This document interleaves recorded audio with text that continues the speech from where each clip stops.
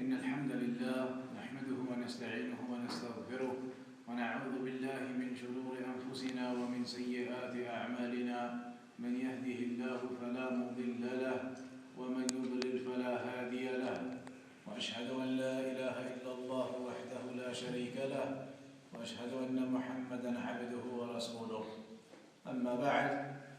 So in this lecture, inshallah ta'ala, we're going to discuss some of the principles of the methodology of a-Salafiyyah. Some of the principles, the usul, that the methodology of the Salaf is built upon. This methodology that Allah subhanahu wa ta'ala commanded us to be upon in the Quran. So Allah stated in the Quran, وَأَنَّ هَذَا صِرَاطِي مُسْتَقِيمًا فَاتَّبِعُوهُ وَلَا تَتَّبِعُوا السُّبُلَ فَتَفَرَّقَ بِكُمْ عَنْ سَبِيلِهِ. That indeed this is my straight path, so follow it, and do not follow the other distorted pathways, for they will separate you away from the straight path. With regards to this ayah, there is a hadith narrated by Abdullah ibn Mas'ud رضي الله عنه قال خط لنا رسول الله صلى الله عليه وسلم خطا مستقيما ثم قال هذا سبيل الله ثم خط خطوطا عن يمينه وعن شماله ثم قال هذه سبل متفرقة على كل سبيل منها شيطان يدعو إليه ثم قرأ وأن هذا صراطي مستقيما فاتبعوه ولا تتبعوا السبل فتفرق بكم عن سبيله. Abdullah ibn Mas'ud radiallahu anhu, he narrates that the Prophet ﷺ, or rather he states that the Prophet ﷺ, he drew a line and then he said that this is the path of Allah. Then he drew lines to the right and he drew lines to the left, and he said all of these are separated, distorted, divergent pathways. At the end of each one of these pathways is a shaitan calling to it. And then he recited the ayah, وَأَنَّ هَذَا صِرَاطِي مُسْتَقِيمًا, and indeed this is my straight path, فَاتَّبِعُوهُ, so follow it, وَلَا تَتَّبِعُوا السُّبُلَ فَتَفَرَّقَ بِكُمْ عَنْ سَبِيلِهِ, and do not follow these other pathways, they will separate you away from the path of Allah.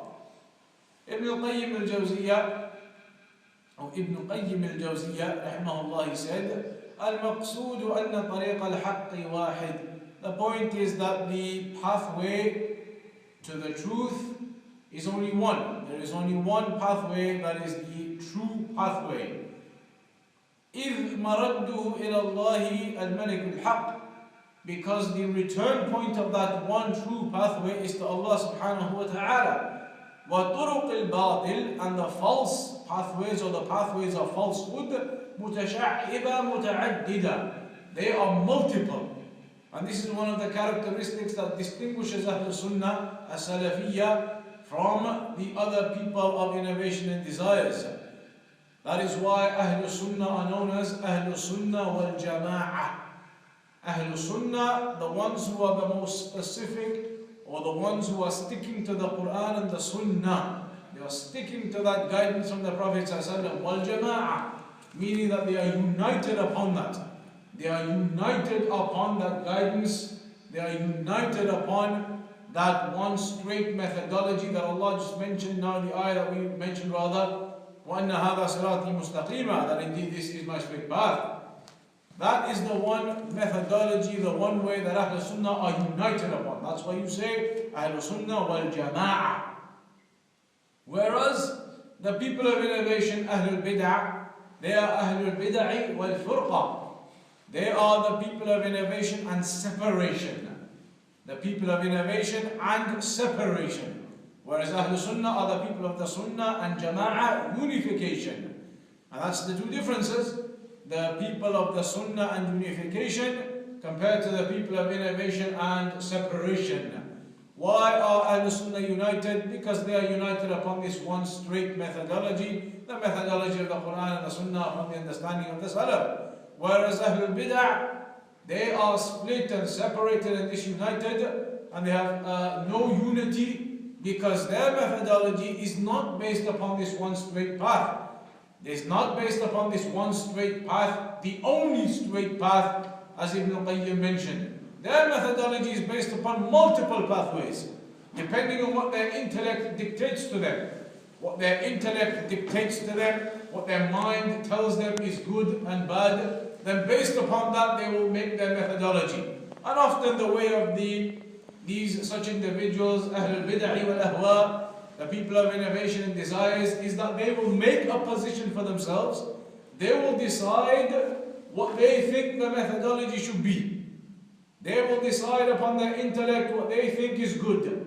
It's okay to work with these people, it's okay to be with those innovators, whatever it is they decide upon their methodology. Then after that they look through the Quran and the Sunnah to try to find something to support the stance that they've already taken. This is one of the ways of Ahlul Bid'ah. Whereas Ahlul Sunnah, it is the opposite. We don't take a stance until we discover from the Quran and the Sunnah what the stance is to take. Once we've discovered from the Quran and the Sunnah and the methodology of the Salaf what the correct stance is, then that's the stance we take. Whereas the people of innovation, they take a stance, they choose, and then they look for evidences to back up their stance. And that's why often they will misinterpret the evidences, because they will need to misinterpret the evidences or give the false understandings of those evidences to back up the position that they've already decided they want to take. And that's how they go astray and they go into their multiple pathways. As well as due to multiple other rules that they have. For example, Taqweem al-Aql al-Naql. They say their intellects are given precedence over the texts. And as a consequence again, they go into multiple groups and into a lack of unity, disunity. Whereas Ahlul Sunnah, they are united upon that one straight pathway. So Ibn al-Qayyim says, طرق الباطل متشعبة متعددة. The pathways to falsehood, they are multiple and they are many. فإنها لا ترجع إلى شيء موجود ولا غاية لها يوصل إليها، بل هي بمنزلة بنيات الطريق وطريق الحق بمنزلة الطريق الموصل إلى المقصود، فهي إن تنوعت فأصلها طريق واحد. All of that, Ibn al-Qayyim mentioning that their pathways, they don't have any proper goal, they don't have any unity, they don't have any basis that they are built upon. Whereas Ahlul Sunnah, their pathway is built upon that one straight way. Also from the characteristics of Salafiyyah, that is the fundamental and that is the basis. The fundamental and the basis is that a Salafiyyah, this methodology, it is built upon those evidences, those sources of the knowledge. The Quran and the Sunnah with the understanding of the Salaf of this Ummah. And that's why Imam Ahmad mentioned in Usul Sunnah right at the beginning that from our methodology is to cling on to what the companions were upon, i.e. what the Salaf they were upon, with their understanding of the Quran and the Sunnah. That is the basis of our religion, that is the basis of this methodology, that is the basis of the straight path. The straight path that you speak of and you make dua for in every rak'ah that you pray. اهدنا الصراط المستقيم. Guide us to that straight path. This is the straight path that we refer to. This is a Salafiyyah. Clinging to those evidences just as we were commanded to do so. تمسكوا بها وعضوا عليها بالنواجذ. Cling on to it and bite onto it with your molar teeth. Then after that, from the characteristics of a Salafiyyah compared to the characteristics of the people of desires, and this is something again you will see clearly, and it will highlight to you what Salafiyyah is and who the Salafiyun are, who Ahlul Sunnah are, compared to those people of desires and deviations. One of the principles of Ahlul Sunnah, or something that is the Ahlul Sunnah they strive to be upon, is to be established and firm upon that one straight methodology. Whereas the people of innovation, they are not established and firm upon one methodology. They will be upon a particular way, and when their desires dictate to them that they need to divert away from that way and go to some other style or to some other methodology or to work with some other people now because the benefit is in their good, then they will alter and they will change their course of direction. Whereas Ahlul Sunnah, then they have that one methodology that they are established upon and they seek to be firm and upright upon. And that is like what we mentioned previously, the statement of Allah, يُثَبِّتُ اللَّهُ الَّذِينَ آمَنُوا بِالْقَوْلِ الثَّابِتِ فِي الْحَيَاةِ الدُّنْيَا وَفِي الْآخِرَةِ. That Allah subhanahu wa ta'ala makes firm those people who believe, have iman upon this straight path, makes them firm in this world by being guided and kept upon that straight path. and in the hereafter by being upon uprightness when asked the question in the grave, the questioning, etc., the fitna of the grave. So one of the characteristics is to be firm upon that pathway. Shaykh Bazmuli says, ومن لازم الثبات على الصراط المستقيم صدقا وإخلاصا عدم التلون في دين الله. One of the necessities to be firm and established upon that pathway truthfully and upon sincerity is عدم التلون في دين الله. Not to be, what you would say in the language, like a chameleon. Not to be changing your way all the time. Something happens or something occurs which is to your benefit, so you go off in that direction.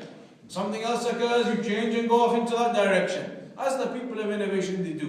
One day they're with these people, the next day with those people, the next day with those people. Anybody who will help them and cooperate with them. Especially the people of desires, this is what you see from them. They'll unite upon their principle of my enemy's enemy is my friend. So when you see different groups of people, they all want to attack the Salafis, they'll all come together upon their basis to attack the Salafis, even though they in of themselves are disunited and their methodologies are disunited. But just because they have the common enemy, and this is how they will unite. Their unity is not upon the Quran and the Sunnah, their unity is upon their desires if they have that temporary unity. So here, as Shaykh Bazmul mentions, it is not from sincerity to have this chameleon-like behavior. Changing one direction to another direction, saying one thing one day, saying another thing another day, as you see from these people of desires. وَعَدَمَ الْإِنْحِرَافِ عَنِ الصِّرَاطِ الْمُسْتَقِيمِ يَمْنَةً وَيَسْرَةً. And also from the characteristics of the true Salafi upon Ahlul Sunnah is that they do not distort away left and right, here and there. كَحَالِ أَهْلِ الْأَهْوَاءِ وَالْبَاطِلِ الَّذِينَ لَا يَثْبُتُونَ عَلَى أَمْرٍ. Just like the people of innovation do, the people of desires do, they don't, or they are not established upon one way, but rather they change around here and there. فَهُمْ مُتَقَلِّبُونَ مُتَخَبِّطُونَ فِي أَهْوَائِهِمْ كَالْفَرَاشِ الْمُتَسَاقِطِ عَلَى النَّارِ. The Shaykh gives an example here. He says the people of innovation, they are like, or they change around and they change their methodology and their statements and who they're with and who they're not with. They change around depending on their desires, based upon their desires, not upon evidences, upon desires. Just like a moth, if it was to fall onto a fire, if it was flying and it flew over a fire, to get out of that fire you would see the moth left and right, flying here and there, in a chaotic pattern to get away from that heat. He says this is what the people of innovation and desires are like. Changing around here and there, moving about all the time, altering. They do not have that firmness upon that straight way.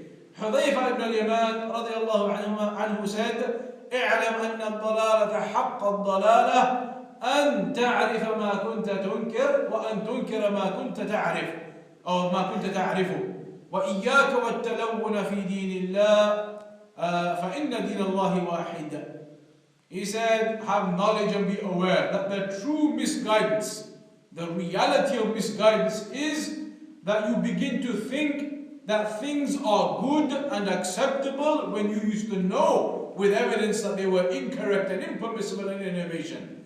But the desires, they overcome you. The shaitan overcomes you. The people, they overcome you. They say, come and join us, our group. These individuals are this, these individuals are that. So the desires overcome an individual, and whereas he used to know the falsehood and the incorrect pathway the people are upon, as opposed to the correctness of what Ahl Sunnah are upon, but he disregards that for the desires. So you begin to think or consider that which was known to you to be false, you consider it now to be good and correct. And similarly, أَن تُنْكِرَ مَا كُنْتَ تَعْرِفُ. That which you used to know to be correct and upright, you used to know it to be from the strong and firm methodology of Ahl Sunnah. When the desires overcome a person, then slowly but surely they begin to reject that truth which they knew to be the truth. They recognized and they understood that this was the truth. But when the desires overcome the people and the groups, they overcome the people and the wealth and the money, it overcomes the people and the emotions overcome the people, then all of a sudden, that which they used to know to be true and upright from the methodology of the Salaf, they begin to say is not from the methodology of the Salaf. They begin to reject that which they were aware was the truth. And this is the reality of misguidance. Hudayfa ibn al-Yaman radiallahu anhu stated. Similarly, Hudayfa radiallahu anhu said in another narration, إن الفتنة لتعرض على القلوب فأي قلب أشربها نقط على قلبه نقط سود. That indeed these trials and tribulations, they will come upon the hearts of the people. The trials and the tribulations and all types of fitan and speech from these people and from those people and all these different types of fitan, they will come upon a person, upon the heart of an individual. So whichever heart it takes that in, whichever heart is influenced and affected by that, then it is like black dots are upon that heart or placed upon that heart. وأي قلب أنكرها نقط على قلبه نقطة بيضاء. And whomsoever from the hearts, whomsoever doesn't allow that to influence him, then it is as if the white dots are placed upon his heart. فَمَنْ أَحَبَّ مِنْكُمْ أَنْ يَعْلَمَ أَصَابَتْهُ الْفِتْنَةُ أَمْ لَا. So if you want to know, this is the statement of Hudayfa radiallahu anhu, if you want to know, has the fitna overcome you or not? When the trials and the tribulations and the fitna they occur, if you want to know, has the fitna overcome you too or not? فَلْيَنْظُرْ. Then let him look and examine. فَإِنْ رَأَى حَرَامًا مَا كَانَ يَرَاهُ حَلَالًا أو يرى حلالا ما كان يراه حراما فقد أصابته. If that individual then examines himself to see if he's been overcome by the fitna or not, then he will recognize certain things to be haram which he used to know with evidences were halal, or he will start to recognize certain things as halal which he used to know with evidences were haram. Meaning a person, he changes his methodology. He knows what Salafiyya is and what Ahl Sunnah are and their principles are, but then the desires overcome that individual and he goes upon his desires and begins to reject the actual methodology of Ahl Sunnah. قال شيخ الإسلام ابن تيمية he said العبد مأمور بالتزام الصراط المستقيم في كل أموره. The servant is commanded to stick to the straight path in all of his affairs. The servant is commanded to stick to the straight path in all of his affairs. وَقَدْ شَرَعَ اللَّهُ تَعَالَى أَن نَسْأَلَهُ ذَلِكَ فِي كُلِّ صَلَاةٍ. And indeed Allah subhanahu wa ta'ala has legislated it upon us to make dua for that one thing in every prayer, i.e. to make dua to be upon the straight path in every prayer. وَهُوَ أَفْضَلُ الدُّعَاء. It is the best of the dua. وَأَفْرَضُهُ وَأَجْمَعُهُ لِكُلِّ خَيْرٍ. And it is from the most obligatory and the most encompassing of the du'as of all of the good, that you ask Allah to keep you upon that straight path, to keep you upon that methodology of the Salaf as-Salih, the understanding of the Salaf, of the Quran and the Sunnah and the revelation as it came. That is in accordance to various narrations in the Quran, in the Sunnah rather. The Prophet ﷺ mentioned in one hadith, إن اليهود افترقت على 72 فرقة وإن النصارى افترقت على 72 ملة. Or rather the Yahud على 71 فرقة. And then the Nasara 72 فرقة, 72 groups. وهذه الأمة ستفترق على 73 فرقة. And this nation will split into 73. كلهم في النار إلا واحدة. All of them are in the fire except one. قالوا من هي يا رسول الله? Who is that? The Prophet ﷺ, they asked him. He said, هو ما أنا عليه اليوم وأصحابي. That is that which I am upon today and my companions, in terms of sticking to those narrations and evidences, pure and straight and upright.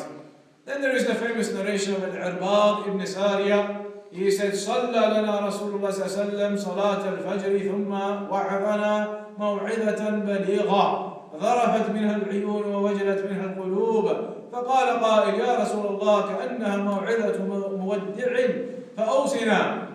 Al-Irbad ibn Sariyah radiallahu anhu says that the Prophet ﷺ, he prayed with us the Fajr, and then afterwards he gave us an admonition, a very comprehensive admonition, and the tears were flowing and the hearts were affected by that. So a person said, "Oh Messenger of Allah, it's as if you're giving us the final admonition, so give us some counseling, give us some advice." So he said, "Usikum bi taqwa Allah."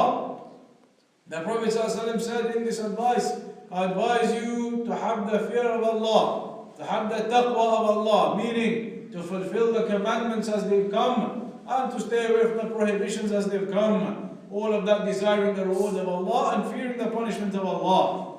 وَالسَّمْعِ وَالطَّاعَةِ, and to hear and obey. وَإِنْ كَانَ عَبْدًا حَبَشِيًّا, and even if it was an Abyssinian slave. فَإِنَّهُ مَنْ يَعِشْ مِنْكُمْ فَسَيَرَى اخْتِلَافًا كَثِيرًا.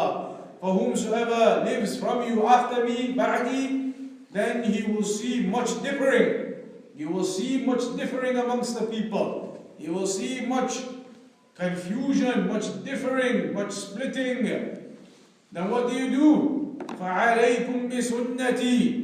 And this is what distinguishes you the Salafi methodology. When these differences they occur, these disunification occurs, these problems they occur, these fitan they occur, then what do? Where do you go? The Prophet ﷺ said, عَلَيْكُمْ بِسُنَّتِي. Then in those times, cling on to my sunnah. Cling on to the sunnah and the narrations.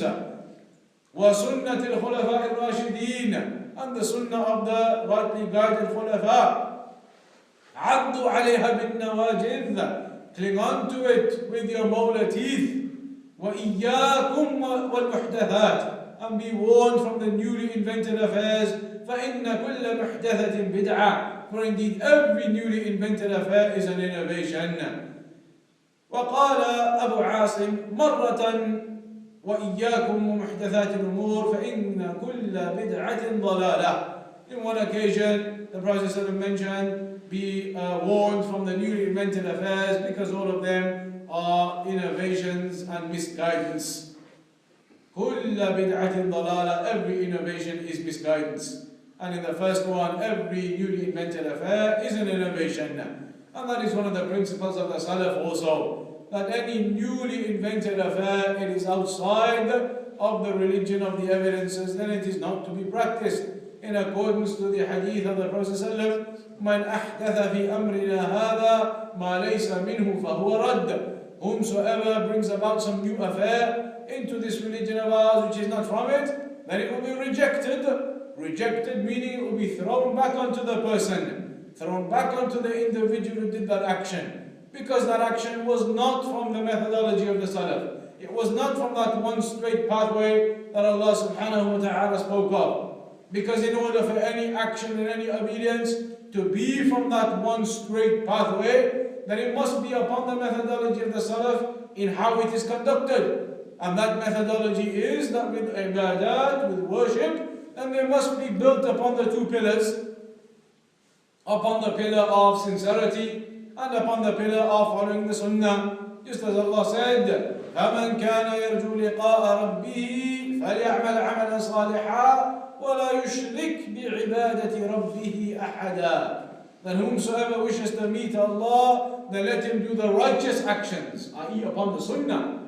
وَلَا يُشْرِكْ بِعِبَادَةِ رَبِّهِ أَحَدًا. And not to commit any shirk with Allah, i.e. be upon sincerity.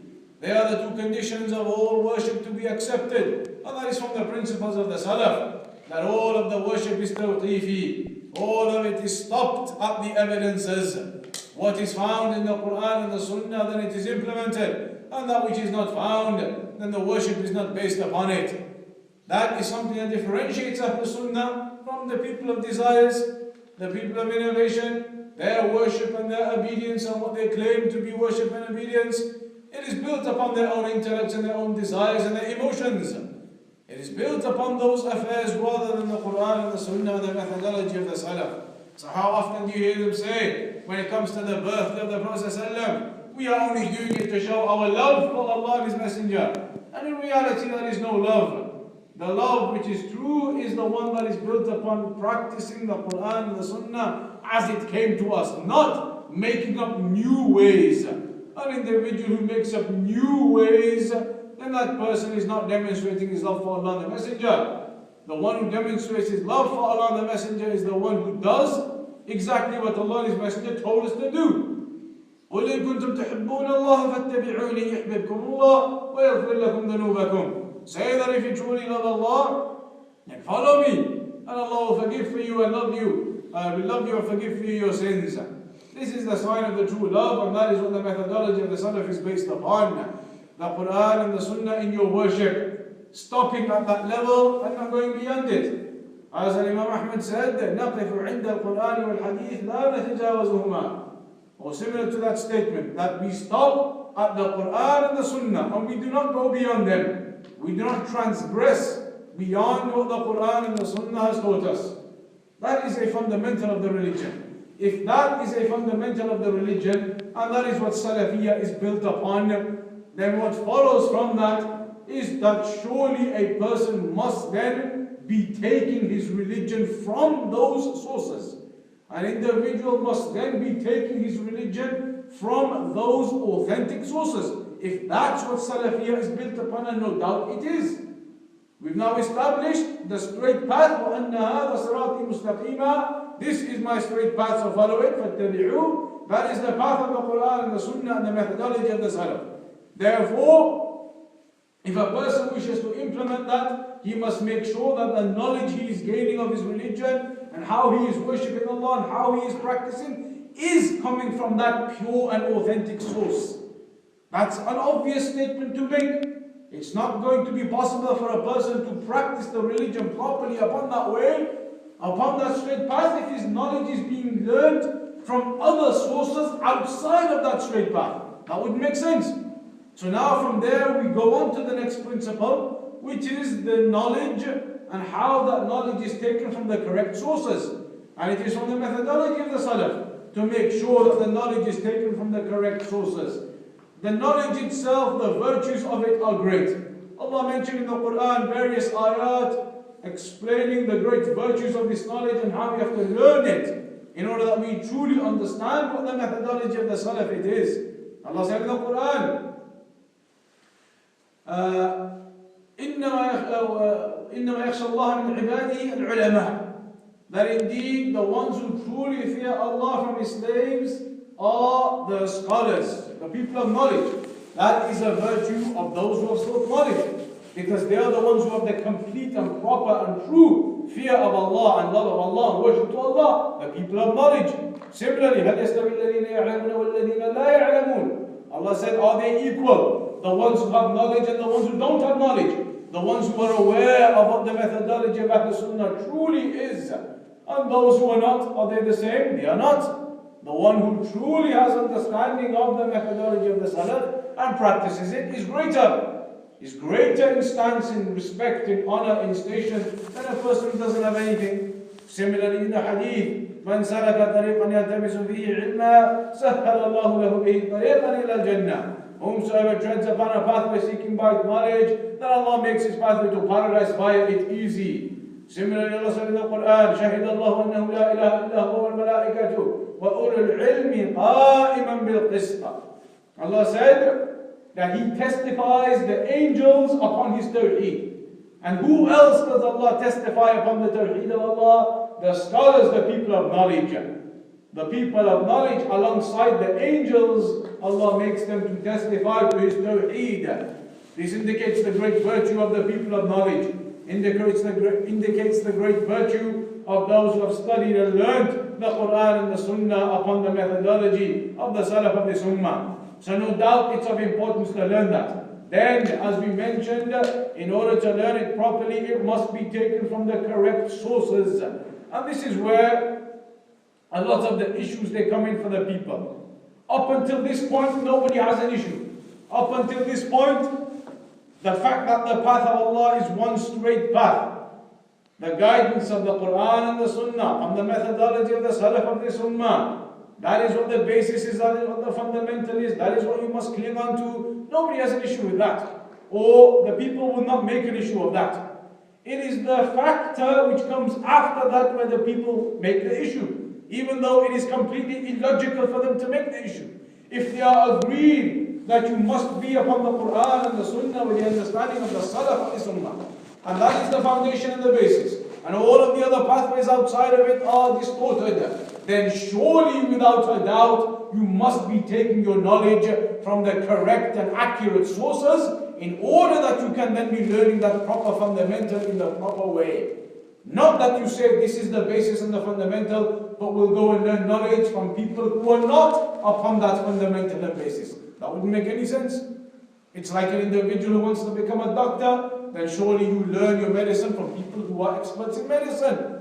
You wouldn't go to somebody who's a mechanic if you want to be a doctor. That's clear. So here now, a person who wants to understand the fundamentals of the religion, the fundamentals of Salafiyah, then you take your knowledge from those who are upon that basis, those who are teaching upon that basis.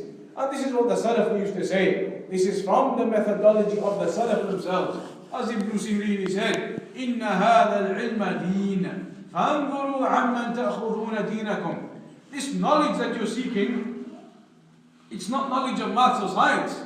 This knowledge that you are seeking is knowledge of your religion. The religion that Allah has created you to be upon. وَمَا خَلَقْتُ الْجِنَّ وَالْإِنسَ إِلَّا لِيَعْبُدُونَ. I didn't create the jinn or humans except to worship me, as Allah said.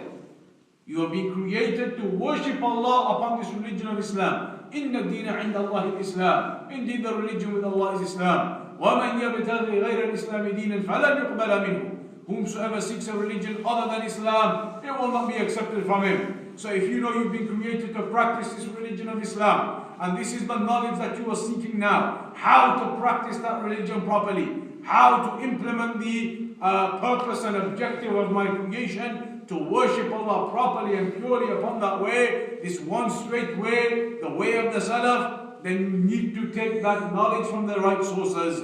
That's why Ibn Sirin said, إِنَّ هَذَا الْعِلْمَ دِينٌ. This knowledge you're seeking is knowledge of your religion.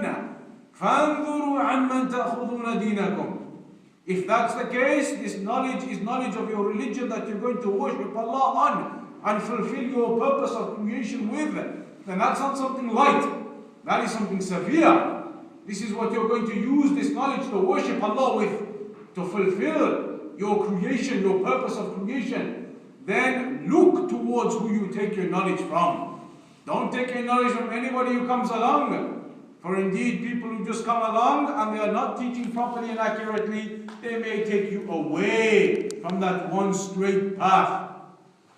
That's why the Salaf used to say, make sure you know who and where you're taking your knowledge from. And knowledge is not taken from a person who is unknown. Somebody pops up, nobody has a clue who he is, where he studied, who are the scholars he studied with. Has he been given recommendations by the scholars? Is he known to be upon Salafiyah? Is he known to defend Ahlul Sunnah against Ahlul Bid'ah? Or is he a person who makes excuses for Ahlul Bid'ah? Is he a person who is silent upon the people of innovation? Which again is in contradiction to the methodology of the Salaf, and anybody with any little amount of knowledge would not be able to dispute that. It is from the methodology of the Salaf to refute the innovators. Why? To protect that one straight path. To protect that one straight methodology, to guide the people to the one straight path and keep it clear to the people what that straight path is. You have to do that. You have to refute the people of innovation in order to keep that straight methodology clean and pure. If you don't, then it becomes confusing to the people. If you don't, you have a Sufi coming along and saying, yes, we're upon Tawheed. Going to the graves, that's okay, it's not shirk, it's Tawheed still. Another one comes along and says, yes, cooperating with the Shia, Rafidah, these people, those people, it's all okay. We're still upon Tawheed. And everybody claims Tawheed, everybody claims Quran, everybody claims Sunnah. And nobody clarifies anything. Nobody clarifies what these people are upon and what those are upon, and where the strict methodology is. Then it's just like what Imam Ahmad said. He said, إِذَا سَكَتْتُ أَنَا وَسَكَتَّ أَنْتَ. If I am silent and you are silent, and who will clarify to the people where the straight path is? How will the people know where to take their knowledge from? Where to take their religion from? That's something that is needed. But however, the desires of the people, they need them to believe that if you speak about anyone, it's backbiting. There are exceptions that Al-Imam al-Nawawi, Al-Imam al-Shafi'i mentioned, and refuting an individual who deserves to be refuted, as the scholars they do.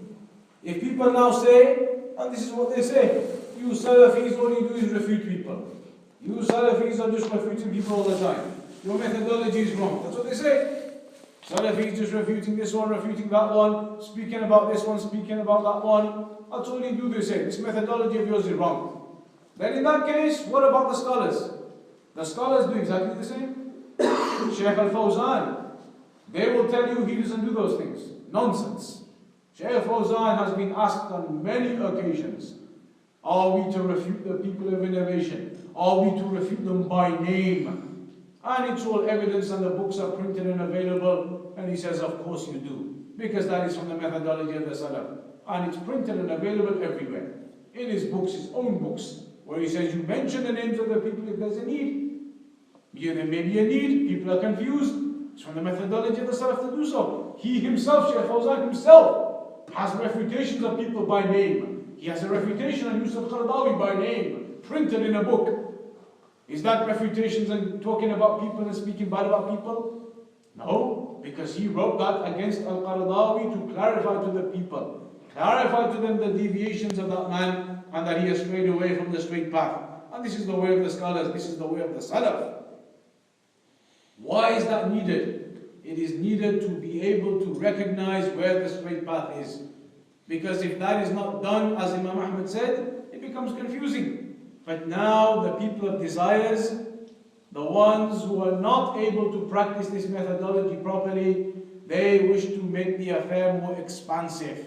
They want to open it up, allow everybody to come into it. Just like Abu al-Hasan al-Ma'arabi, that individual who's been refuted by many scholars now, and his affair is finished.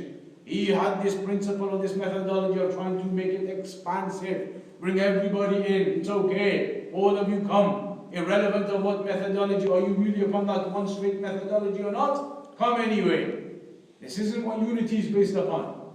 Unity, وَاعْتَصِمُوا بِحَبْلِ اللَّهِ جَمِيعًا. Cling on to the rope of Allah, all of you together. That clinging on, that unification will only be upon the Quran and the Sunnah, one straight methodology. It's impossible for a Rafidi Shia to come along and to unite with the Sunni. How is that going to happen? When he believes that the Sahaba are kuffar, how do you unite? It's impossible. Another individual comes along and says Allah has no names and attributes. How do you unite with that person when his aqidah is false? And it is in opposition to the aqidah of the Salaf. Unity only comes upon that one straight pathway.